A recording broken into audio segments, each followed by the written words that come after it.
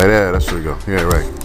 So anyway, I meant to do this video earlier, but the thing was, apparently this is the second to the last day of school, so we're having a half day. And, I went to go shave my face because I was looking like a wild man from Steve, and I went to go shave my head, and then, that razor must be like, oh, I only use big razors, but that shit must be fucked up because I feel like I just dipped my head into a lawnmower, so I got the hat on, And either way, it is one of the more mild days in New York, one of the days that hasn't been raining, and I really didn't plan on walking with this sucker.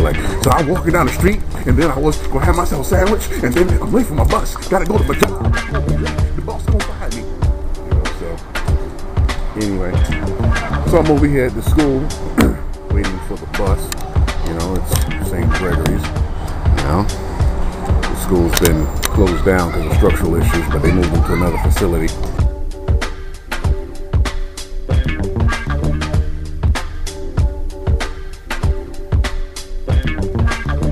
Anyway, let me see here. How's this working? Oh, anyway, what I wanted to do is I wanted to talk about Tommy Sotomayor. Now I understand the dude in this video. What he wants to do is he wants to make draw attention to the way that some people behave, but they still go on a tirade about black women this and black women that, and black women the only women in the world that do some shit that's fucked up. And I'm like, this nigga, how he know? Does he have a passport? Alright? Show me where else have you been where you know how fucked up women here are doing compared to women other places. Because my thing is, that has nothing to do with race, the thing that you see these people do. My thinking has always been the same. It's never been about race. It's always been about economics. The women that you see behave this way, they behave this way in other countries also. If I were to tell you that I read an article one time about a woman who had thrown acid in her niece's face because of some disagreement that they had. It was a family disagreement. You would hear such a thing, you say, well, I know them niggas just don't know how to act, niggas don't behave, niggas can't do, niggas just gotta get their shit together. Now if I told you that was a story from Bangladesh, you looked there with a dumb look on your face. Or when you hear about a woman who threw her kid into the ocean or some shit like that, oh, niggas just ain't gotta get it together. Niggas don't know what the fuck they do. Niggas just fucked up. Niggas. And if I told you, well, that's a story from Papua New Guinea. So when you sit there, this dude sit there with a straight face and he's like, black people don't know what to do. That black women the only women in the world that do some shit that's fucked up and make everybody think they're something real crude and crash shit about them. I'm like, the fuck this nigga know? This nigga don't know shit. Alright? This nigga ain't never been outside of Atlanta. Alright? The furthest this nigga motherfucker ever been was Hawaii. How a motherfucker gonna sit there and tell you what's going on in the rest of the world? I'm like, look. Here's how we're gonna prove this example. Everybody watching this, you pull out your cell phone.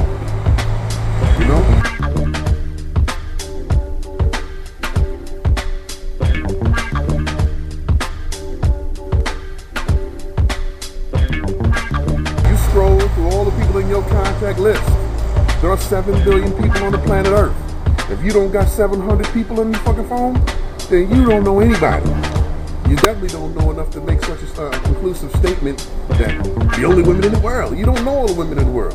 You don't know half of the women in the world. In fact, you don't even if you were to do 6 degrees of separation, you still couldn't get more than 1% of the people in your life to represent a majority of the people, of the things happening in the world. And I wanted to talk longer about this, but that's pretty much my only objection. I understand some of the shit he says in some of them videos. They believe he does have a point. Some of the people that he's exposing there, they got to get their shit together. But some of them don't need to because they're gonna be incarcerated for life anyway. But black women, the only women in the world. And that other motherfucker Akwesi. This dude. Look, I never thought I had to say some shit like this, but no homo. Look. That's a handsome motherfucker, right? The nigga work in New York, he live in New York, the dude is a plumber. So he's got a good income coming in. He's got a good job. He's got a nice, viable, stable career.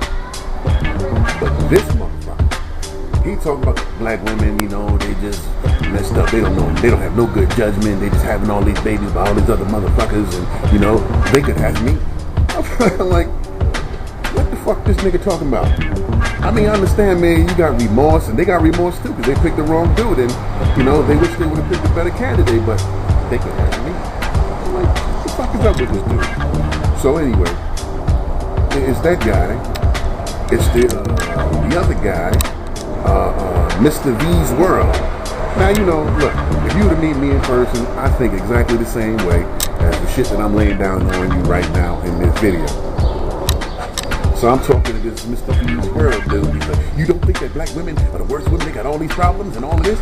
I'm like, man, I think you niggas got rejection issues. I mean, look, I got rejection issues also. So, you know, what I'm saying is, shit like that. You know? What I'm saying is, you niggas got rejection issues. And I'm like, you wanted to deal with this woman? Hold this shit, these motherfuckers walking by. Who this motherfucker think he is? Ed Sullivan? Man, nigga.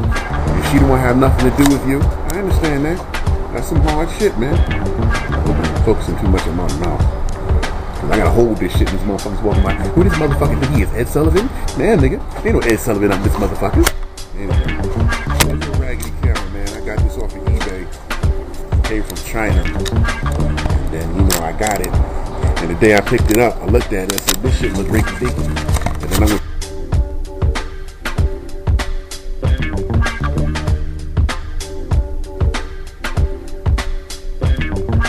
wrapped it over the top, so therefore, you know, it's supposed to look tight. But anyway, now I'm rambling like the Hootie. I mean, the Hootie, my nigga and everything, but that nigga can make a long-ass video. I mean, damn, man.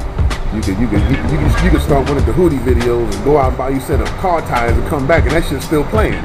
That should be like 3.5 hours long. I'm like, damn. Sotomayor, and he said, you know, he agreed with it when he said that black people were the worst. And I'm like, disagree. And he said, well, Malcolm X and Farrakhan said it. Well, I said at the time that Malcolm X said it, he had the same issue that Tommy has, the same bias. The nigga ain't never left the country. All right, you noticed that when Malcolm X went on his Hajj to Mecca, he came back with a different sentiment.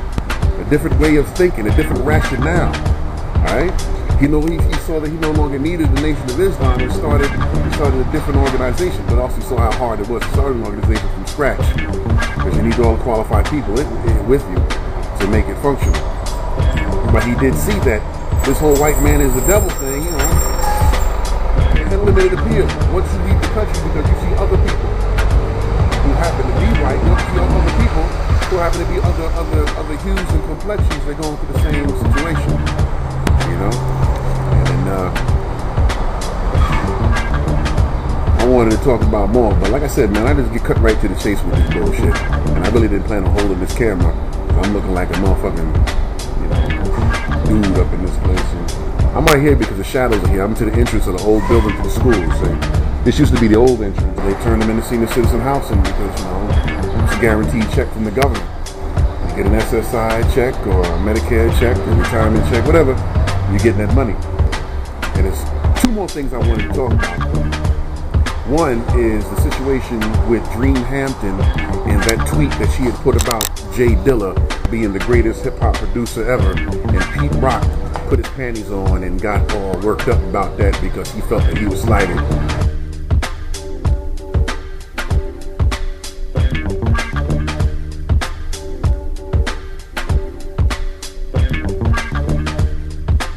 Which I think is more bullshit.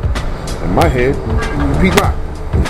Look, man, ain't nobody hating on you. Nobody said, better Pete Rock, nigga, that nigga corny, man. Shit, nigga, I do the beatbox better, he make beats. Nobody said no shit like that. You know, my thing is, look, I'm free to like who I like. I mean, dudes tell you that Biggie Smalls was the best, he was the greatest rapper, he was the greatest rapper alive. I disagree. You know? I mean, if you're gonna pay for an artist and you're gonna spend $20 on his music, it's up to you to like it. There are motherfuckers out there saying that Barry Manilow was the greatest. He's still selling out concerts. They'll tell you the Beatles were the greatest. They'll tell you the Rolling Stones were the greatest. They'll tell you the Doors were the greatest. Look, man, everybody's free to like who they want to like. If Dream Hampton thinks that Jay Dilla was the greatest, she's free to think that. You know? Look, man, it's all about, at the end of the day, the music gonna speak for itself. You know? And there's another issue. Like can't remember right now. All up in here. I'm not even gonna show you because it's got like crazy battle scars. I only use Bic. It's got crazy battle scars up in there. Man, I put the towel on my head. Looked like I was Bruce Willis in the first Die Hard. You know, when he's running through the glass with his feet and shit, and his feet got all cut up and whatnot. And the nigga was in the bathroom picking glass out of his feet, and he's still walking around. That's like